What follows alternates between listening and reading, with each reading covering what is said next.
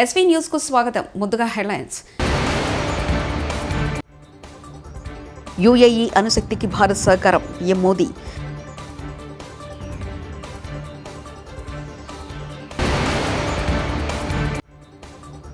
రేవంత్ అక్రమాల చిట్ట బయటపడుతుందనే భయమా? హరీష్ రావు వ్యాఖ్య.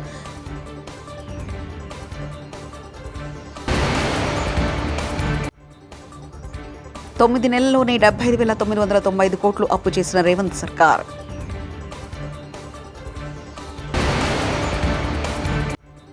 హుస్సేన్ సాగర్లో వినాయక నిమజ్జనాలకు అనుమతి లేదంటూ వెలిసిన ఫ్లెక్సీలు.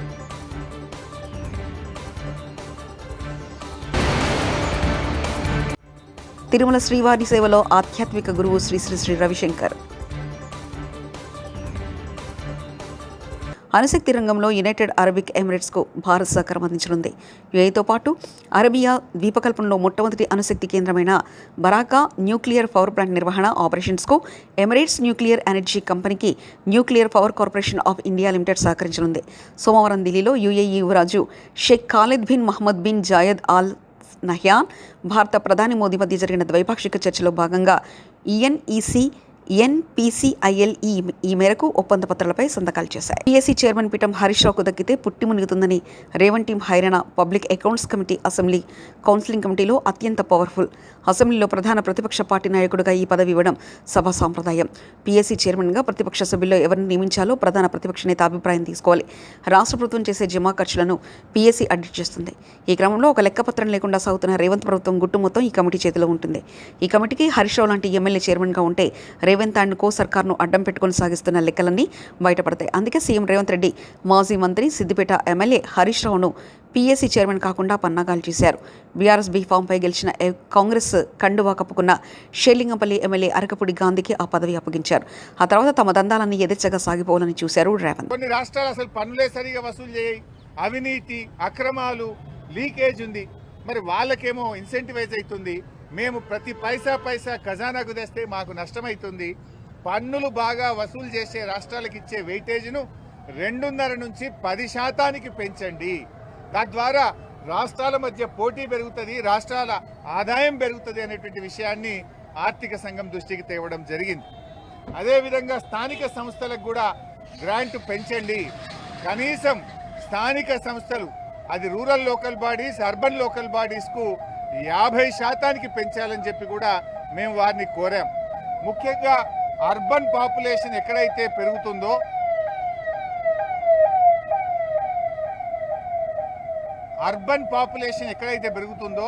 ఆ రాష్ట్రాల గ్రాంట్స్ తగ్గుతూ ఉన్నాయి. తెలంగాణలో పట్టణీకరణ వేగంగా జరుగుతూ ఉంది కనుక తెలంగాణ లాంటి రాష్ట్రం నష్టపోకూడదు. అందువల్ల స్థానిక సంస్థలకు గ్రాంట్ 50% పెంచండి.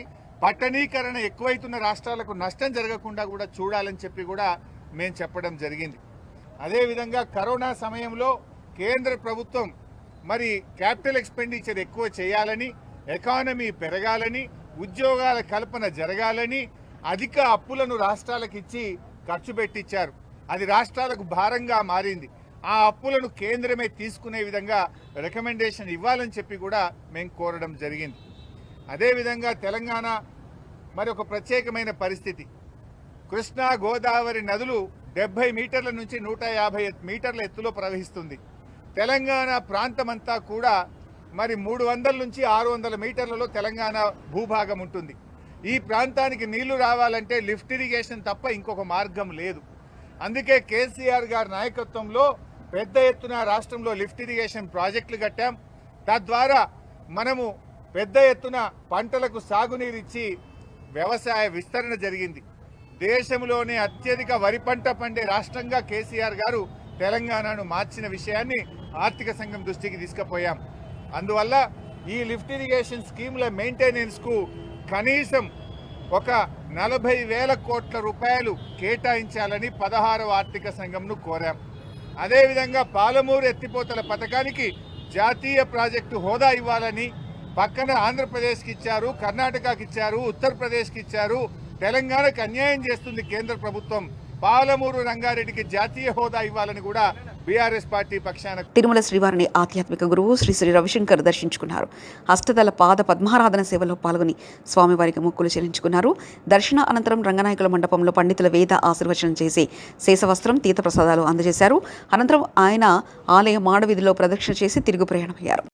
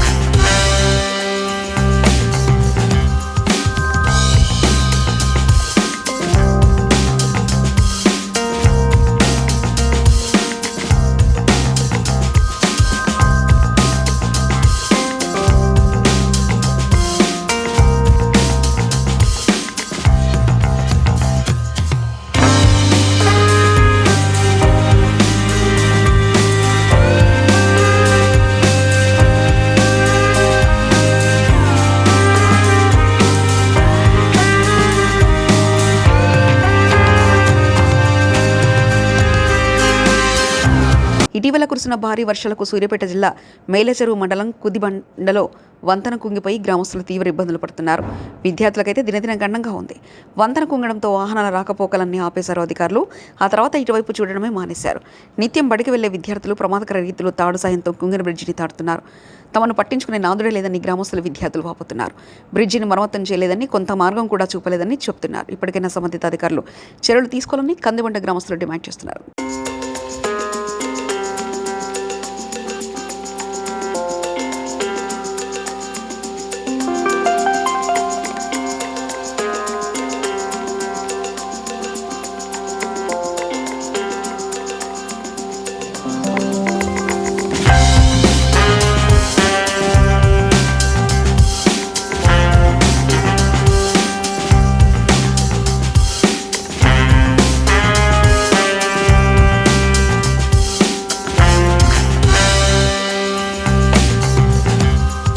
హైడ్రా కూల్చివేతలు అడ్డుకున్న పేదలపై క్రిమినల్ కేసు నమోదు. 2 రోజుల క్రితం సున్నం చెరువు వద్ద హైడ్రా కూల్చివేతలతో ఆత్మహత్యాయత్నం చేసిన 35 సంవత్సరాల వెంకటేష్ భార్య లక్ష్మి, వెంకటేష్ తమ్ముడు నరేష్ మీద విధులను అడ్డుకున్నారని క్రిమినల్ కేసులు నమోదు చేశారు పోలీసులు.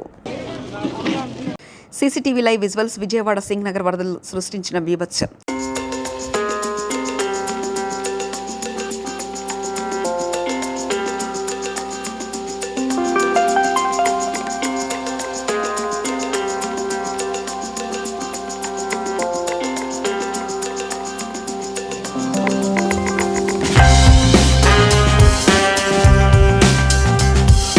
ఏలేరు ముంపు ప్రాంతాల్లో పర్యటించిన అనంతరం మీడియాతో ఉప ముఖ్యమంత్రి పిఠాపురం ఎమ్మెల్యే పవన్ కళ్యాణ్ మాట్లాడుతున్నారు. వీటి మీద ఎప్పటికప్పుడు కలెక్టర్ షణ్మోహన్ గారితో కూడా మాట్లాడడం జరిగింది. 2వ తారీఖు 3వ తారీఖు నుంచి మాట్లాడుతూనే ఉన్నాం, డేంజర్ లెవెల్స్ లేవని. ఒకసారి అంతకుముందు కూడా జరిగితే ఫస్ట్ లెవెల్ వార్నింగ్ ఇచ్చాం, మళ్ళీ తగ్గిపోయిందని చెప్పారు. ఇది కూడా ఏంటంటే కంటిన్యూస్గా మనకి విపరీత వర్షపాతం, క్లైమేట్ చేంజ్, ఇవన్నీ ఈ పరిస్థితుల వల్ల రాష్ట్రం ఎప్పుడు అన్ప్రెసిడెంటెడ్, ఎప్పుడు చూడనంత వర్షపాతం ఇవన్నీ జరుగుతూ ఉన్నాయి. ఈ నేపథ్యంలో ఇది ప్రత్యేకించి ఇప్పుడు లోపలికి వెళ్ళి చూస్తుంది వైఎస్ఆర్ కాలనీ, జగనన్న కాలనీ పేరు ఏదని అనుకోండి. ఇది బేసిక్ ఇది ఒక 32 ఎకరాలు 33 ఎకరాల స్థలం. ఇది దాదాపు ఒక 2000 పైచిలకు లబ్ధిదారులు. దీంట్లో ఉన్నదేమో ఇప్పుడు ప్రస్తుతం 10% మంది జనాభా ఉన్నారు. 10% మట్టుకే. లోపలికి వెళ్ళి చూస్తే అసలు బేసిక్గా లోపల మనకి ఈ డ్రైనేజ్ కానీ రోడ్లు కానీ ఏమీ లేవు. కనీసం వాళ్ళు అడిగేది ఏంటంటే కనీసం ఇప్పుడు దీనికి కనీసం బ్రిడ్జ్ చేయమని అడుగుతూ ఉన్నారు. చిన్నపిల్లలు ఇరుక్కుపోయారు అది ఇది అని. తక్కువ ధరలకు ఉన్నది అధిక ధరలకు ఉన్నది చెప్పంటారు. ఇక్కడ తక్కువ ధరకు ఉన్న దానికంటే అదే ఆ విషయంగా వస్తున్నాం. నా నోట్లో మాటలు మీరే చెప్తారు. అంటే ఇది ఇప్పుడు నేను మన బుడమేరు గురించి చెప్తాను. ఇది అంచెలంచెలుగా ప్రతి ఒక్కళ్ళు దీన్ని ఇంక్రిమెంట్గా పెంచుకుంటూ వెళ్ళిపోయారు. ఉదాహరణకి ఒకరితో మాట్లాడుతుంటే, వాస్తువులతో మాట్లాడుతూ ఉంటే ఇది 2 లారీలు వెళ్ళేంత దారి ఉంది. నదీ పరివాహక ప్రాంతాన్ని ఇది ఈజీగా వెళ్ళిపోయేది. కొంతమంది గట్లు చెట్లు వేసి ఆ గట్లని వాళ్ళ పొలాలు కలుపుకోవటం అదొకటి. ఇది చాలా ఇంక్రిమెంట్లు జరిగింది. కానీ ఇది మట్టుకు ప్రత్యేకించి ఈ జగనన్న కాలనీ మట్టుకు గత ప్రభుత్వం చేసిన తప్పులు. ఇది ఆల్రెడీ 4 అడుగులు లోతట్టు ప్రాంతం. ఇది చిన్నపాటి వర్షం వస్తే మునిగిపోయే ప్రాంతాలు ఇవి. అలాంటి చోట్ల వీళ్ళు 30 ఎకరాల పైగా 32-34 ఎకరాల పైగా వీళ్ళు ఇచ్చారు. ఇది మామూలుగా మనకి రిజిస్ట్రేషన్ ప్రకారం మనకి 13 లక్షలు ఉండేది. అది మార్కెట్లో మనం చూస్తే 30 లక్షలు. దీన్ని వీళ్ళు 60 లక్షల రూపాయలు పెట్టుకున్నారు. సో ఇది జగనన్న కాలనీ అనేది గత ప్రభుత్వం చేసింది. ఎన్ని 100 కోట్ల 1000 కోట్ల తేల్చి మన క్యాబినెట్ మీటింగ్లో తేల్చి చెప్పాలి. అన్ని మొత్తం కూర్చున్న దాని మీద వర్కౌట్ చేస్తున్నాం. దాంట్లో భాగంగా చూస్తే 30 లక్షలు మార్కెట్ రేట్ ఉండగా 60 లక్షలు పెట్టుకున్నారు. అది లోతట్టు ప్రాంతం.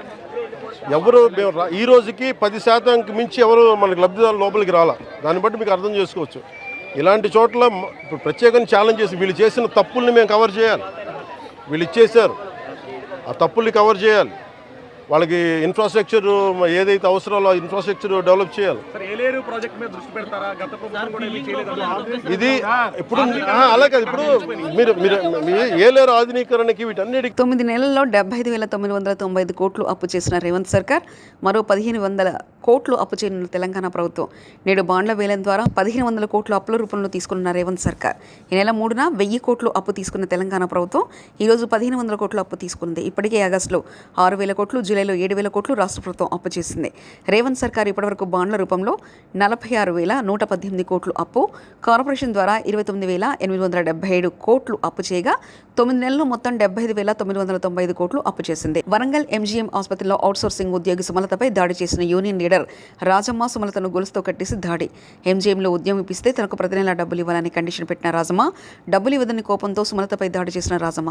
ఈ ఘటనపై స్పందించిన వరంగల్ పశ్చిమ ఎమ్మెల్యే నాయని రాజేందర్ రెడ్డి ఇలాంటి ఘటనలు పునరావృతం కాకుండా అధికారులు చర్యలు తీసుకోవాలని ఆదేశించారు. బాగా బెదిరించి భయపెట్టి మరి ఆమెను నిర్బంధించి మరి ఇనుప చైన్లతోని కొట్టి ఆమె దగ్గర ఉన్నటువంటి 10,000 రూపాయలను కూడా గుంజుకుందని చెప్పేసి మనకు మటవాడ పోలీస్ స్టేషన్లో కంప్లైంట్ రావడం జరిగింది. ఆ కంప్లైంట్ పైన మటవాడ ఇన్స్పెక్టర్ తుమ్మ గోపి కేసు రిజిస్టర్ చేసి ఇన్వెస్టిగేషన్ చేస్తున్నారు. ఈయనపైన గతంలో కూడా చాలా అలిగేషన్స్ ఉన్నాయి.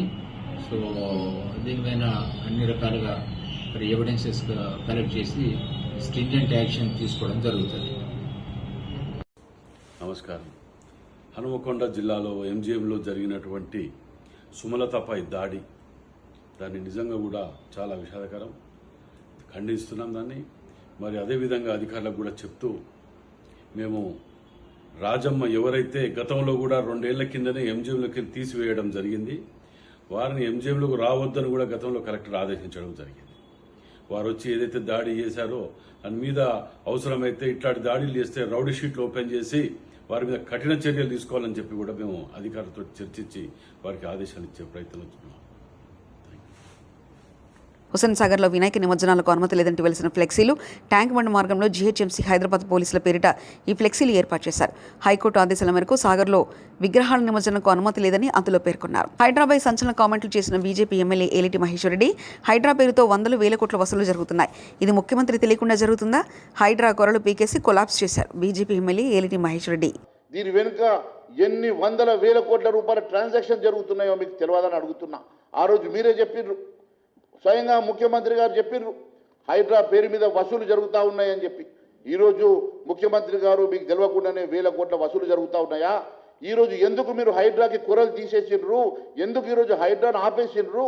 ఎందుకు ఈరోజు కేవలం హైడ్రాని ఒక డమ్మి చేసే ప్రయత్నం చేస్తూ ఉన్నారు అంటే దాని వెనుక కారణం కేవలం ఓవైసీ గారి బిల్డింగ్లు కూర్చోలేకనో, నీ తమ్ముడు బిల్డింగ్లు కూర్చోలేకనో, నీ కుటుంబంలో ఉన్నటువంటి ప్రజల్ని తట్టుకోలేకనో ఈరోజు అక్కడ నివాసం ఉంటున్న వాళ్ళను ముట్టుకోమని, కాలేజీలు నడుస్తున్న కాలేజీలను ముట్టుకోమని ఈరోజు రకరకాలుగా మీరు హైడ్రాకు ఉన్నటువంటి కూరల్ని పీకేసి దాన్ని డైల్యూట్ చేసి ఎగ్జిట్ తీసుకునేటువంటి ప్రయత్నం చేస్తున్నారంటే దీని వెనుక 1,000 కోట్ల రూపాయల కుంభకోణం ఉందని చెప్పి తెలియజేస్తా ఉన్నాను. యూఏఈ అణుశక్తికి భారత్ సహకారం పీఎం మోదీ.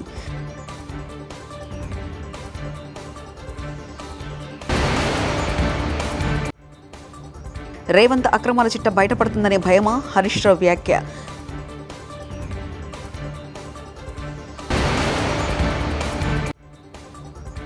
9 నెలల్లోనే 75,995 కోట్లు అప్పు చేసిన రేవంత్ సర్కార్.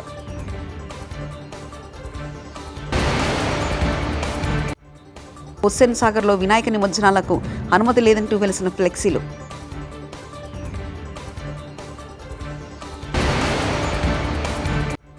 తిరుమల శ్రీవారి సేవలో ఆధ్యాత్మిక గురువు శ్రీ శ్రీ శ్రీ రవిశంకర్. ఇవి బులెటిన్ విశేషాలు. చూస్తూనే ఉండండి ఎస్వీ న్యూస్.